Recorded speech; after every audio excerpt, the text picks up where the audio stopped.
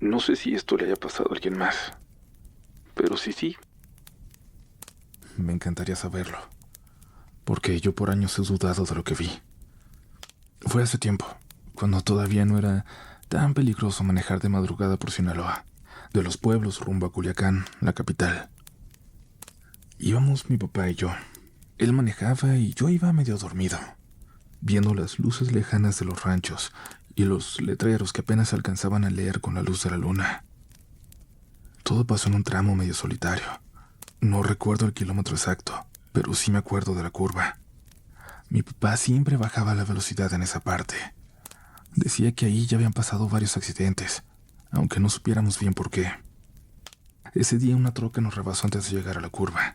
Venía pero rapidísimo, a toda velocidad, como si se le hiciera tarde para algo o lo persiguieran. Mi papá hasta alcanzó a decir, este güey se va a dar en la madre. Y dicho y hecho, a lo lejos vimos las luces de freno y luego un ruido espantoso. Algo tronó, algo golpeó fuerte y vimos la troca salirse de la carretera como si hubiera chocado con algo. Mi papá frenó despacito y nos detuvimos unos metros antes de llegar al lugar del accidente. No dijimos nada al principio, solo mirábamos. Era raro, porque todo pasó en segundos, pero algo no se sentía normal. Se los juro. Yo pensé, como que sentía que acababa de ver cómo se mataba a alguien. Y entonces, desde la oscuridad de la zanja, la troca salió rugiendo como si nada. El motor aceleraba y el conductor ni siquiera volteó a vernos. Se fue derecho siguiendo su camino, como si siguiera huyendo, como si continuara su carrera. Ahí fue cuando vimos algo en medio de la carretera, algo tirado. Pensamos que había sido un animal, un venado tal vez o un perro muy grande a lo que le había pegado. Era difícil distinguirlo desde donde estábamos, pero cuando empezó a moverse, supe que no era un animal. Esa silueta era de una persona, o algo que tenía forma de persona. Se puso de pie lentamente.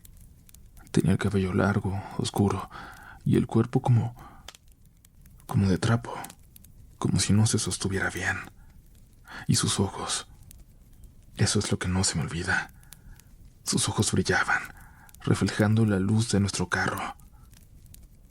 Y esto que voy a decir sé que suena imposible. Sé que nadie me va a creer, pero les juro que esto es lo que vi. La mujer, sí, eso era una mujer, levantó algo del suelo. Era su propio brazo, su brazo izquierdo. Lo sostenía con el derecho y con una calma que me heló por completo. Se lo volvió a poner, como si nada, como si fuera un juguete, un muñeco. Después se echó a correr, pero no como una persona normal. Corría raro, tieso, como si no supiera moverse bien o como si sus huesos no fueran de verdad.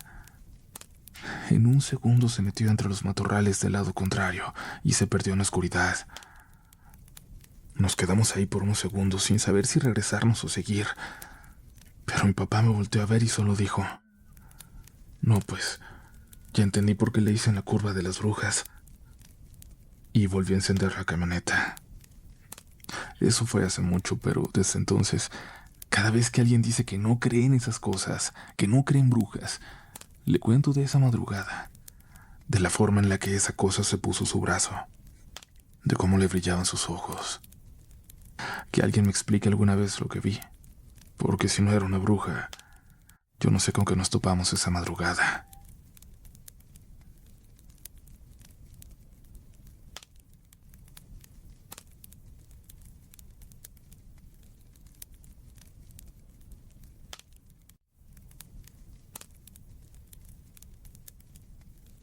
Bienvenidos, bienvenidas a una nueva edición de Relatos de la Noche, de nuevo con un tema polémico, pero que siempre parece ser interesante para mucha gente, incluso para quienes no creen tanto en él, para quien decide en muchas ocasiones no creer en la existencia de las brujas. Pero es una parte importante de nuestra identidad, no solo en México, sino hispana en general, como verán a continuación. Es por eso que les pedimos que entren tranquilos, sin sugestionarse a las siguientes historias, porque pueden pensar en bolas de fuego, en personas que se convierten en animales y en ese tipo de criaturas que hace mucho que dejaron de ser un humano, pero las brujas están más cerca de ti de lo que crees. Cierra bien tu puerta esta noche, por si la dudas. O puedes ser tú el siguiente protagonista de Relatos de la Noche.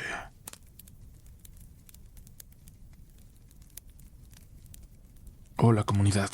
Esta historia no es mía, es de mi hermana menor, aunque la cuento yo porque ella no se atreve. A veces se ríe, dice que seguro fue su imaginación, pero otras veces no.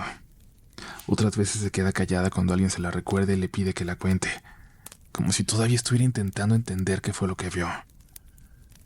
Hace unos años mi familia se mudó a una colonia nueva de Querétaro, de esas que se construyen muy rápido y que primero parecen medio fantasmas porque aún no viven muchas personas. Había muchas casas vacías, varios terrenos baldíos, de esos con la hierba crecida y pedazos de ladrillo por todos lados. Pero nos gustaba vivir ahí. Todo se sentía tranquilo, todavía sin tráfico, sin el ruido que hay en otros lados. Pero ya desde el primer año empezaron los comentarios extraños. Que se escuchaban pasos entre los terrenos, rodeando las pocas casas habitadas, que los perros se ponían nerviosos, que alguien había visto a una señora caminando sola en la madrugada. Cosas así. Mi hermana tenía entonces 19 años. A ella le tocaba pasear a Luna, la perrita que teníamos. La sacaba en la noche porque decía que así dormían más tranquilas las dos. Pero una noche regresó muy seria. Me preguntó si yo conocía a alguien que viviera en el lote de la esquina. Uno que estaba casi enfrente de la casa pero cruzando la calle. Le dije que no, que yo supiera nadie había comprado ese terreno.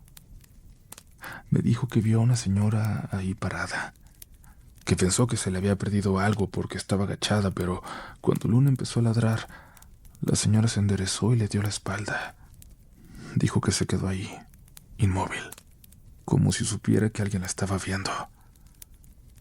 Yo solo me reí. Le dije que ya no viera tantas películas. Pero a los pocos días la misma historia. Que la señora estaba allí parada, ahora de frente, mirándose a la calle pero con la cabeza agachada. Según mi hermana parecía que movía los labios, como si hablara sola, y Luna otra vez ladrando como loca. Así fue un par de veces más. No cada noche, pero sí de forma intermitente. Nunca se acercaba, solo la veía de lejos, pero cada vez era más detallada en lo que decía que veía. Que tenía el cabello largo y canoso, que usaba un rebozo oscuro que le cubría hasta las manos y que parecía que tenía algo colgado del cuello. Algo que se movía como si fuera una bolsita con hierbas o piedritas. Una vez incluso la vio de día, a plena luz del sol. Estaba recogiendo una pelota que unos niños aventaron sin querer al terreno baldío. Cuando la agarró, vio a la señora parada más al fondo. Según ella sonriendo, pero nadie más la vio. Ninguno de los niños. Ahí fue cuando se empezó a asustar de verdad. Ya no quería sacar a Luna sola. Y una noche escuchamos un grito. Corrimos afuera y la encontramos en la banqueta. Mi hermana estaba temblando. Dijo que esta vez la señora la había seguido, que caminó directo hacia ella azotando los pies, como si no le importara que la vieran, que no se detuvo hasta que Luna se soltó de la correa y corrió hacia la casa. Lo más raro de todo fue lo que dijo después, que no le dio miedo verla, hasta que se dio cuenta de que no tenía ojos, que tenía la cara normal como la de una viejita, pero donde deberían estar los ojos simplemente tenía piel lisa, sin cuencas, sin nada, como si se los hubieran quitado desde hace muchos años, o como si nunca los hubiera tenido. Obviamente pensamos que estaba exagerando, que estaba muy nerviosa, que fue un susto y ya. Hasta la llevamos a hablar con alguien por si necesitaba ayuda. Pero aquí viene lo que me hizo pensar que a lo mejor sí pasó algo. Unos meses después vendieron ese terreno. Construyeron una casita sencilla muy rápido, y una familia se mudó. Duraron apenas 3 semanas. Después de eso la casa se puso en renta, luego en venta, pero nadie se queda mucho tiempo ahí. Y lo que todos terminan diciendo es lo mismo, que hay una mujer que se aparece en el patio, que No les hace nada, no se acerca, no intenta comunicarse, solo camina. A veces en círculos, como si buscara algo en el terreno. Y que siempre parece esfumarse antes de que puedan verla bien. Antes de que salgan para ver qué quiere, para preguntarle quién es. La casa sigue ahí, chiquitita pero muy bonita por fuera. Todos en la colonia saben que nadie la habita por mucho tiempo. Y mi hermana cambió la ruta de Luna, a solas. Nunca más volvió a pasar por ahí.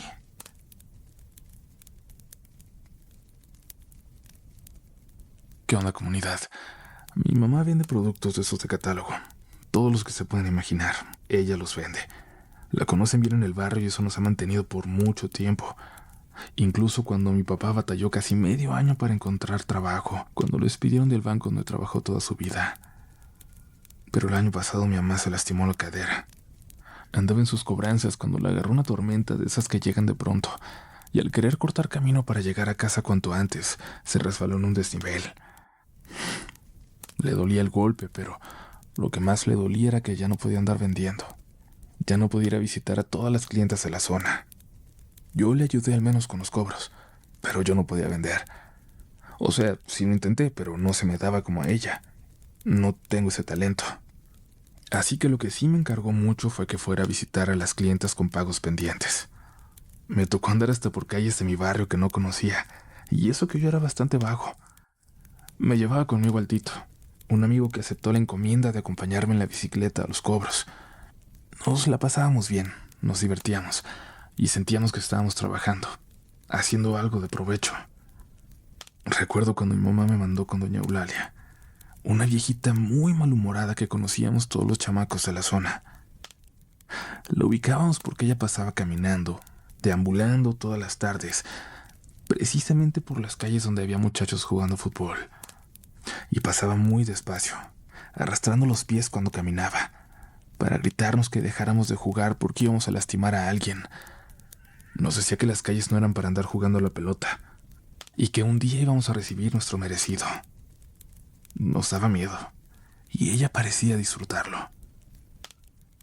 Una vez recuerdo bien que cuando ya se alejaba, desde lejos apunté y le tiré un centro a un amigo, intencionalmente alto para que cayera cerca de doña Eulalia, para asustarla.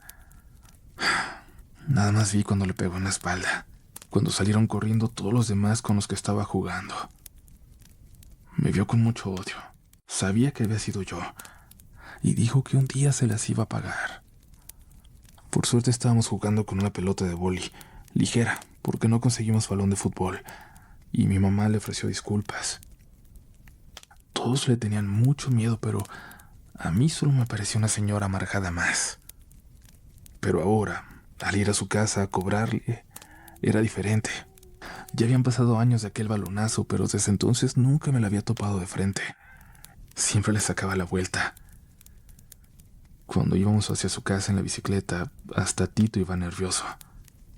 Además, no nos gustaba esa unidad donde vivía. Un edificio bastante oscuro donde vivía mucha gente rara. La mayoría no hablaban español. Ahí en el último piso estaba el departamento de doña Eulalia. Dejamos a las bicicletas en el segundo piso para que no se las fueran a robar y subimos los dos por las escaleras. Tocamos. La luz de doña Eulalia estaba apagada. Yo estaba por regresar, por darme por vencido, conforme con decirle a mi mamá que no la había encontrado, cuando Tito me dijo que pusiera atención. De seguro nos vio llegar y se va a esconder para no pagarle a tu mamá. Escucha, ahí anda adentro. Pegué mi oído a la puerta. Tito tenía razón. La señora estaba dentro. Le escuché acercarse a la puerta y volví a tocar. Le grité que era el hijo de Lola, que iba por el dinero pendiente. Volví a pegar mi oído a la puerta.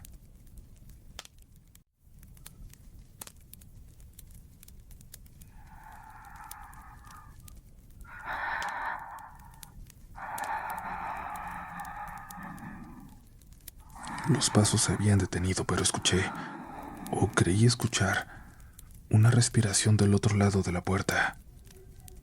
Me asomé por la mirilla. Ya saben, no funcionan de afuera hacia adentro, pero puedo jurar que había alguien ahí, del otro lado, viéndome. No tenía necesidad de lidiar con ella. Le dije que volvía después, que le diría a mi mamá que no había querido salir, y Tito por alguna razón bajó corriendo y lo seguí. Salimos disparados en las bicicletas. Llegamos a casa y le dije a mi mamá que doña Eulalia se había escondido. Se le hizo raro porque nunca se atrasaba con los pagos. Jamás había dejado una deuda sin pagar. Pero, comunidad, lo aterrador, por lo que comparto esta historia con la comunidad Relatos de la Noche, es porque una semana después le llegaron noticias a mi madre, cuando por fin pudo levantarse y caminar con unas vecinas. Nos contó que los vecinos de doña Eulalia se quejaron por el olor, que fue la policía y abrió la puerta, que la pobre ya tenía casi 2 semanas de muerta. Es decir, que la señora tenía una semana de haber fallecido cuando yo estuve en su puerta. Parece que murió el mismo día de la tormenta, cuando se cayó mi mamá. Además, descubrieron una vida secreta por completo, una que nadie conoció. La razón por la que nadie entraba a su casa. Doña Eulalia era una bruja, o al menos era una adoradora del diablo. Tenía un altar y muchas imágenes por todo aquel departamento. Todavía de vez en cuando, alguien dice que la ve caminando en las noches, deambulando por las calles por las que siempre pasó maldiciéndonos. Yo espero en Dios que no sea cierto, que esté bien muerta, porque tenemos una deuda pendiente. Desde aquella vez que dijo que en algún momento, que algún día, se las iba a pagar.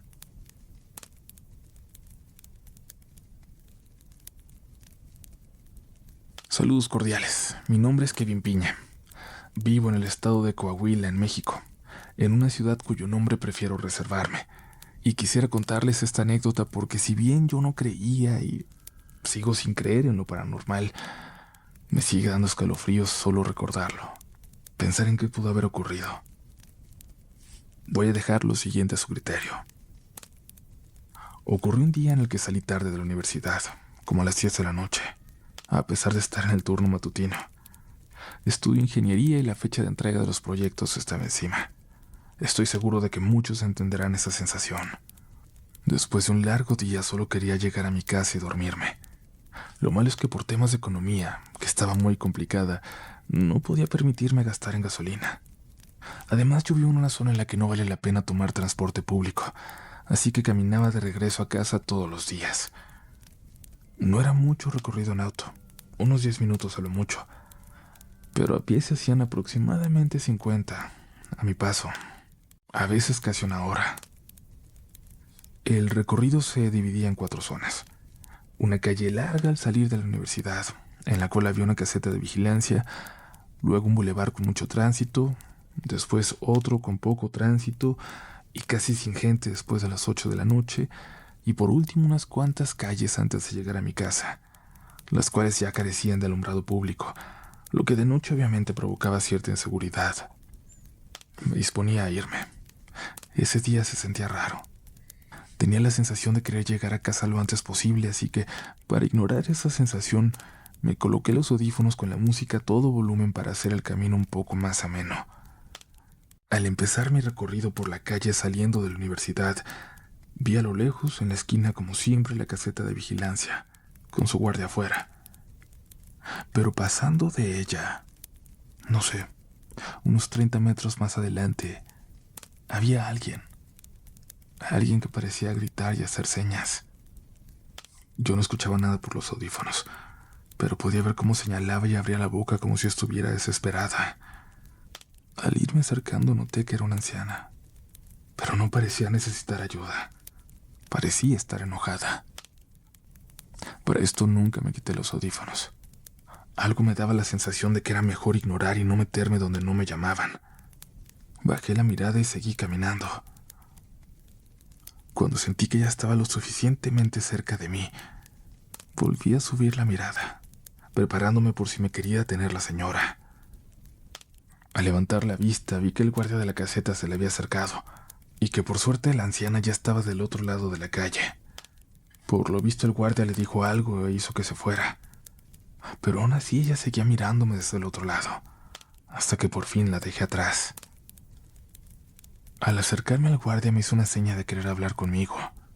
Me dijo: «Joven, ¿usted estaba escuchando todo lo que la señora le estaba diciendo?» Le respondí que no, que iba escuchando música. Le pregunté si era algo importante, pensando que tal vez necesitaba ayuda. El guardia me sorprendió con su respuesta. «Mejor que no la haya escuchado, joven. Ella lleva varios días apareciéndose por aquí y le grita a los que van solos. El otro día le gritó a un muchacho que creo que era de primero. No quiero decir que fue por culpa de la señora, pero al jovencito lo atropellaron en ese rato, aquí adelantito, después de irse». Lo que me decía el guardia era cierto. Nos dieron un comunicado días atrás sobre la seguridad al salir de la universidad, debido a un accidente con un chico de primero. «Cuídese, joven. Buenas noches, que tenga buen camino», me dijo el guardia. Asentí y seguí con mi ruta. Al entrar al bulevar me quité los audífonos. Usualmente no lo hago, pero me sentía algo inseguro y preferí estar más alerta que de costumbre. Todo iba normal. Había menos tráfico de lo habitual, eso sí, lo que me tranquilizaba un poco, aunque esa tranquilidad no duró. Al mirar hacia atrás, para ver de qué dirección venían los autos y poder cruzar el boulevard, la vi de nuevo. La anciana de antes estaba a unos metros detrás de mí. ¿Qué es lo que quiere? ¿Por qué me está siguiendo? ¿Cómo cruzó la caseta de vigilancia para volver detrás de mí? Esas eran las preguntas que rondaban en mi cabeza mientras me quedaba parado. En lo que estaba perdido en mis pensamientos, la vi señalarme, y eso me hizo reaccionar. Rápidamente seguí con mi camino intentando ignorarla, nada más. Llegaba el momento de cruzar el bulevar para llegar al siguiente, el que lleva a mi casa, pero el recuerdo de la historia del chico atropellado me hacía no querer hacerlo. Así que decidí esperar para usar el puente peatonal, aunque fuera un camino más largo. Lo malo es que perdería mucho tiempo subiendo y bajando, y quizás esto le daría tiempo a la mujer para alcanzarme. Aceleré el paso, casi corriendo, y subí rápidamente. La vi a lo lejos. Me alejé lo suficiente como para poder bajar e intentar perderla, pero mi satisfacción momentánea se rompió de pronto. Vi a otra mujer, a la misma distancia que la otra, pero esta estaba justo en el lado por donde iba a bajar del puente.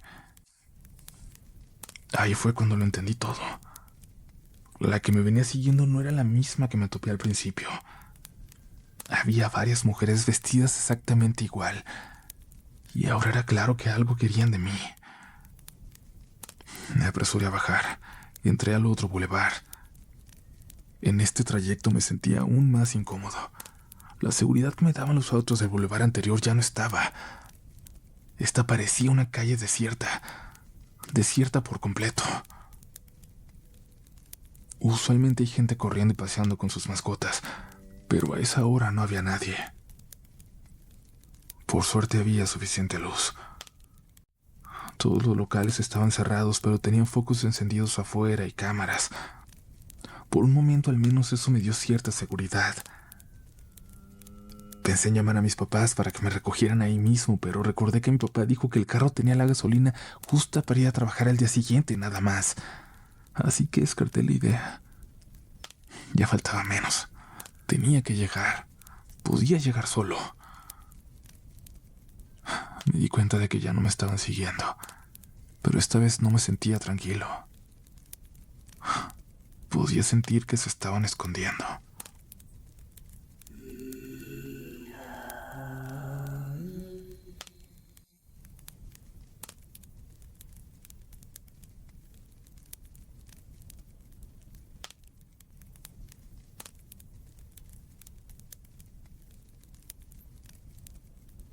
Y ocurrió algo que hizo que comprobara que esas sospechas eran realidad. Escuché unos cantos a lo lejos. No sabía de dónde venían. Solo estaba claro que salían de las calles aledañas, frente a mí. ¿Cómo? ¿Cómo se me adelantaron?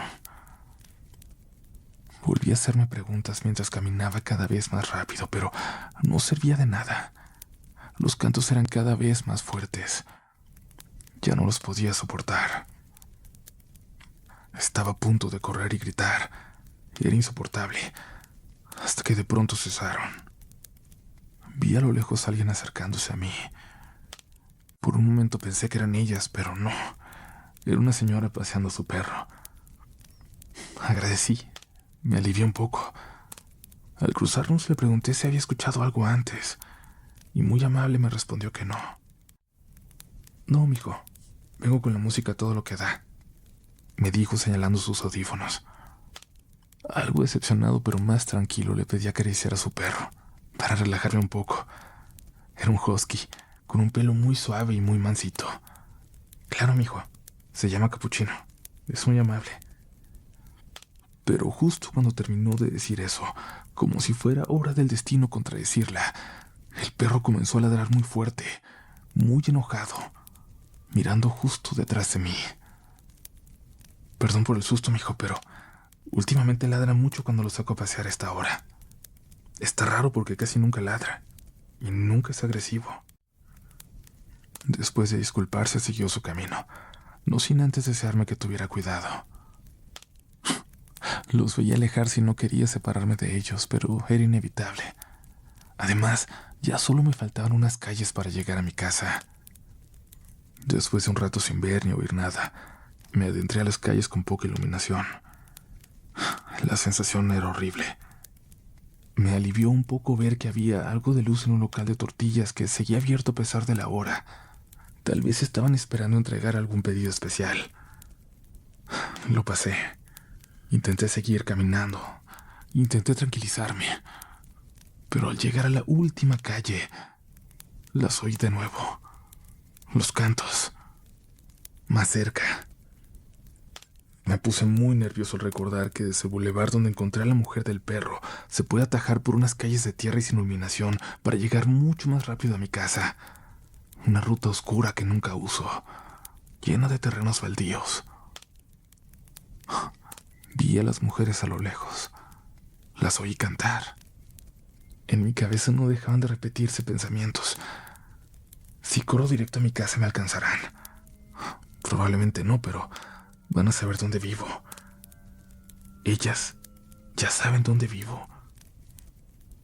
No sabía qué hacer.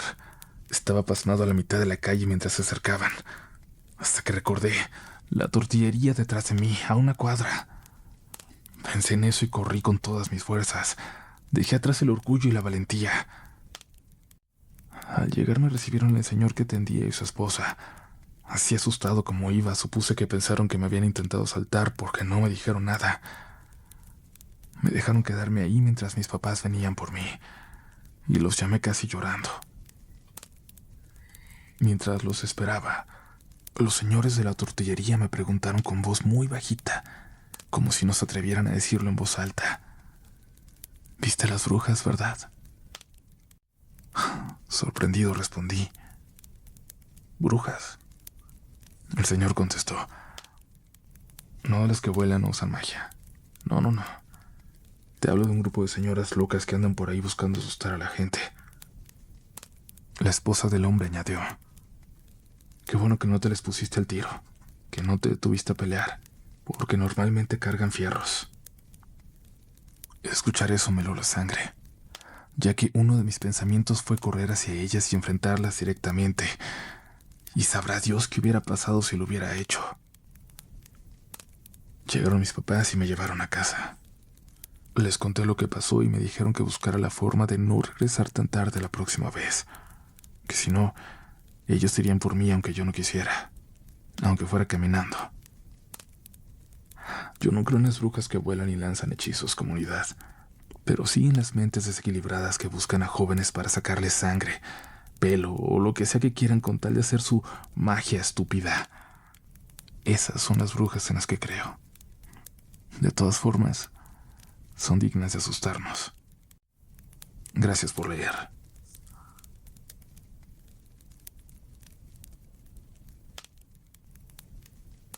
No sé si esta historia está tan fuerte como otras que han salido en el canal, pero es algo que me pasó hace poco y que todavía no termino de entender. Mi mamá me pidió que fuera a ver a su padrino, don Abelino. Tiene más de 90 años y ya casi no puede hablar. Camina poquito con andadera y ya no sale de su casa. Vive solo en un pueblito en Puebla, un lugar que no conocía pero que me pareció bonito desde que llegué, como salido de una pintura. Desde ahí se ve el Popocatépetl clarito, y como está medio alto el viento corre todo el tiempo. Es de esos pueblos donde se escucha hasta cuando alguien barre al frente de su casa, y de los primeros que evacúan cuando se pone bravo el volcán. Me mandaron a revisar el techo. Se le había caído una parte y necesitaba muchas reparaciones que el señor evidentemente ya no podía hacer, y que eran costosas y mandaban a alguien.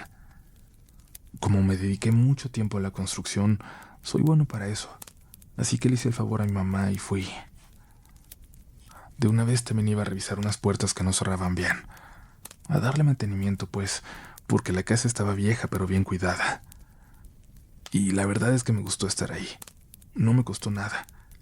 Se sentía tranquilo, aunque sí notaba que el señor ya necesitaba mucha ayuda. No hablaba, pero me hacía señas con las manos o con la cabeza y pues entendía lo básico. Unos niños del pueblo, que creo que eran vecinos, se me acercaron mientras arreglaba unas tablas del patio. Me dijeron que jugaban fútbol ahí cerquita, que si quería ir, que les faltaba uno. Me dio risa porque yo ya tengo 20 y tantos y ellos tendrían, no sé, 8 o 9 años. Pero igual fui. Me cayó bien que fueran tan abiertos conmigo. Estábamos jugando en una cancha medio improvisada, ahí en medio del cerro, con piedras como porterías, cuando uno de ellos así de la nada me dijo: ¿a poco no te da miedo quedarte a dormir en la casa de don Abelino? Yo le pregunté por qué. Me contestó que por la mujer. ¿Cuál mujer si don Abelino vive solo? La mujer de los cabellos de tierra. Vive por aquí. Me dijo como si fuera lo más normal del mundo. A ella le gusta subirse a los techos para ver el pueblo, y a veces se pone ahí, arriba de la casa de tu padrino. Me reí porque pensé que me estaban cotorreando, pero todos los demás niños lo dijeron igual, muy serio. No podían ser tan buenos actores. Uno hasta me señaló el techo con la cabeza, como si supiera que en ese momento estaba ahí. No me atreví a voltear. Y la verdad, esa noche estuvo pesada. Esa noche no dormí tan bien. No es que me diera miedo en sí lo que dijeron los niños, pero no sé. Se me quedó grabado eso de que le gustaba pararse en el techo para ver el pueblo. Como si fuera algo que sigue haciendo. Como si fuera una costumbre. Me dormí con la ventana medio abierta porque hacía calor, y lo único que alcanzaba a ver era el cielo oscuro y las sombras de los árboles. La casa estaba en L, pero no se veía el techo desde donde yo estaba. Igual me daban ganas de asomarme, pero no lo hice. No me atreví. Aunque no creía, no me atreví. Solo para cerciorarme de que no había nada, de que todo eran cuentos. Al día siguiente, don Abelino me señaló la parte de atrás de la casa. Quería que revisara unas tablas flojas en una especie de tapanco donde, según él, dormían sus hijos cuando venían de visita. Era obvio que tenían más de una década sin hacerlo. Subí con cuidado, pero no era un cuarto. Era más como un espacio olvidado, medio cerrado, con trastos viejos, un espejo todo manchado y una cunita chiquita arrumbada contra la pared. En una esquina había mechones largos de pelo tieso por tanta tierra, como si hubieran estado enterrados por mucho tiempo. Yo sé que a lo mejor suena tonto, pero lo primero que pensé fue que a lo mejor se había metido un tlacuache o algo, pero no había rastro de nada más. Solo la tierra suelta y el olor, como a tierra húmeda pero vieja, desagradable, con algo raro, algo que no supe explicar. Volví a bajar y no dije nada. No quería que pensaran que andaba sugestionado. Esa tarde pasé por la tiendita a comprar agua y me topé otra vez a los niños. Uno de ellos me dijo: ¿Sí la viste, va? A veces baja por el lado de la cocina. Mi primo la vio una vez. Dijo que se arrastraba como si no tuviera pies. Le pregunté si era una persona real, si sabían quién era o de dónde venía. Pero él solo se encogió de hombros y se fue con los demás.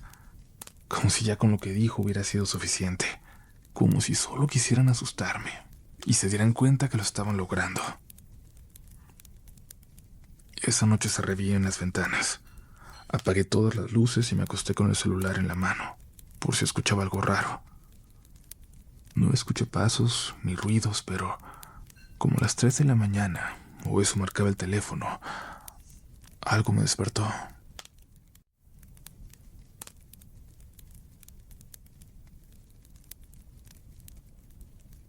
No sé qué fue. Tal vez un golpe seco o un zumbido. Me quedé quieto escuchando y en eso algo crujió encima. Como si alguien caminara despacio sobre el techo. No eran las ramas, era más grave, más pesado. Me tapé hasta la cabeza como si tuviera 5 años. Me sentía ridículo, pero no me podía mover. Aquello duró poquito, unos segundos tal vez, pero yo sentí que pasaron minutos enteros. No quise ver la hora de nuevo. No quise asomarme. Me obligué a pensar que era un animal, que los techos de allá son viejos y crujen solos, que los niños solo estaban jugando conmigo. Pero, comunidad, la siguiente mañana, cuando salí al patio, había, les juro, una línea de tierra justo siguiendo la barda, como si alguien hubiera caminado descalzo, dejando pedacitos de barro seco. Eran pasos pequeños, muy delgados. No se veían dedos ni forma, pero eran demasiado parejos, demasiado exactos como para ser una casualidad. Algunas marcas que estaban al lado parecían como de pelo arrastrándose. No sé si eso tenga sentido, pero eso me pareció. Ya no volví a dormir igual los días que me quedaban ahí. Terminé lo que me pidió mi mamá y regresé a la ciudad sin decirle nada. Solo le platiqué que don Avelino estaba tranquilo, aunque ya muy cansado, y que sería bueno que mandaran a alguien para quedarse con él. Hacía mucho tiempo que nadie sabía nada de su familia. No volví a ir, ni a hablar con los niños, ni con nadie de ese pueblo. Pero esa imagen, la de la mujer de cabello de tierra parada en el techo, viendo el pueblo en silencio, se me aparece a veces en los sueños. Y lo peor es que siempre está en una casa distinta. Cada vez en una casa más lejana de ese pueblo. Cada vez en casas que se parecen más a la mía, como si estuviera más cerca de mí.